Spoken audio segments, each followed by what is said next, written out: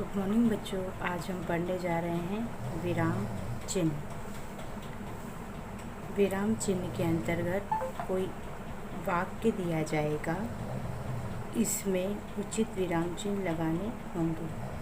बच्चों, इसमें आपको 1 मार्क्स के लिए आता है और इसमें कोई वाक्य दिया जाएगा और उस वाक्य में आपको विराम चिन्ह लगाने होंगे, जो कि आपको 1 मार्क्स के लिए आएगा।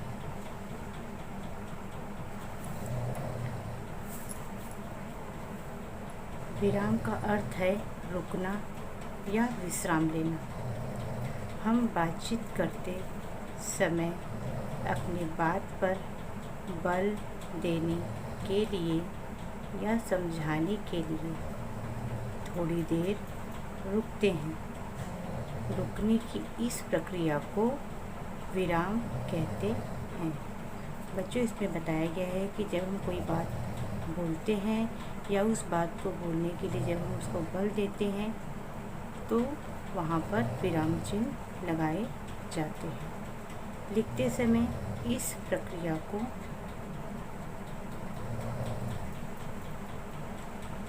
के लिए कुछ निश्चित चिन्हों का प्रयोग किया जाता है, जिन्हें विराम चिन्ह कहा जाता है। जैसे घोड़े को रोको, मत जाने दो।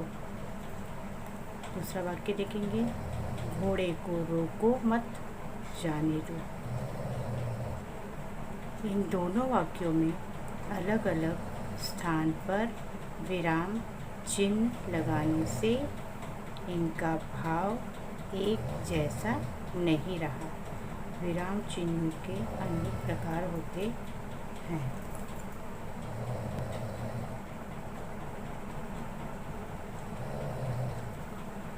पहला देखेंगे पूर्ण विराम। इसका यह चिन्ह है। इसका प्रयोग वाक्य के पूर्ण होने पर किया जाता है।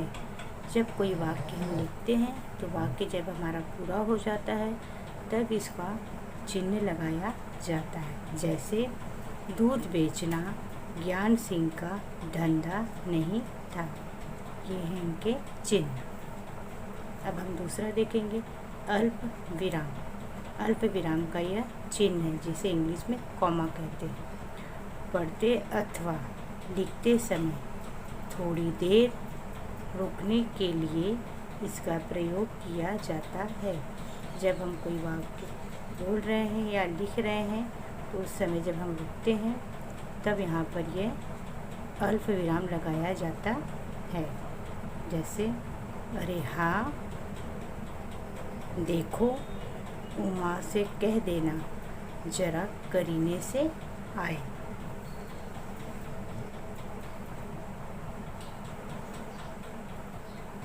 तीसरा है अर्ध विराम। ये इसका चिन्ह है। जहाँ अल्प विराम से कुछ अधिक देर रुकना हो वहाँ इसका प्रयोग किया जाता है। यहाँ बताया गया है कि अल्प विराम में जहाँ हमें थोड़ा रुकना होता है वही अर्ध विराम में थोड़ा अधिक रुकना होता है, तो उसे हम क्या कहते हैं, अर्ध विराम।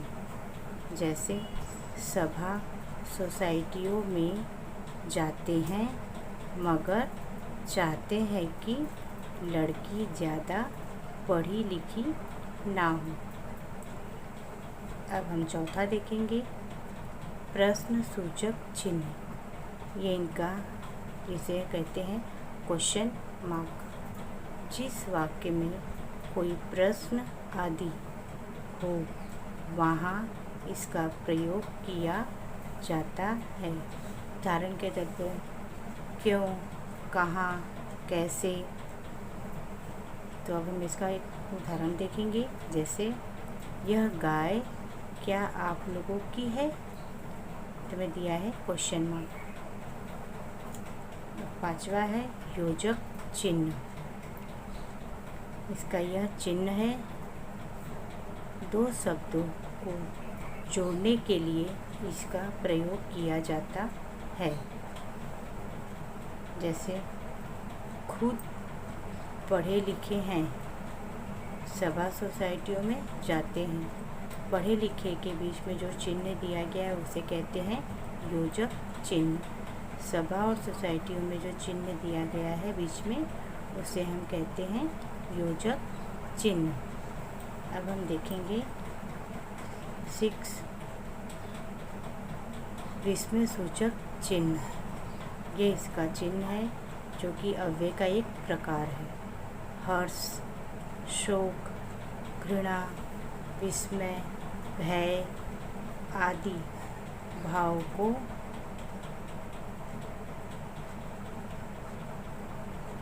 व्यक्त करते हैं, वहाँ इसका प्रयोग किया जाता है। जैसे ऐसा रोमांचक दृश्य पहली बार देखा। पूर्ण विराम, सचमुच अद्भुत। अद्भुत के बाद देखिए इसमें सूचक चिन्ह लगाया गया है, आनंद आ गया।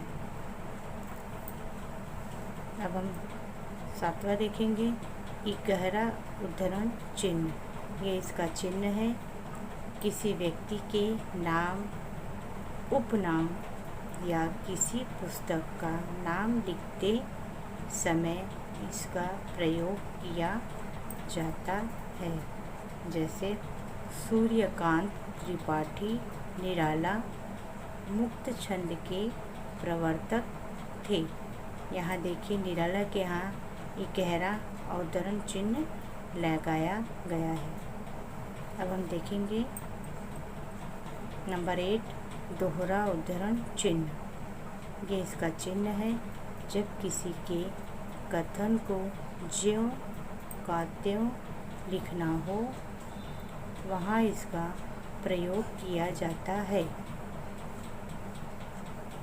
यहाँ बताया गया है कि जब हम किसी के वाक्य को ज्यों का त्यों जैसा उसने बोला वैसे ही लिखा जाता है तो वहाँ पर दोहरा उद्धरण चिन्ह लगाया जाता है।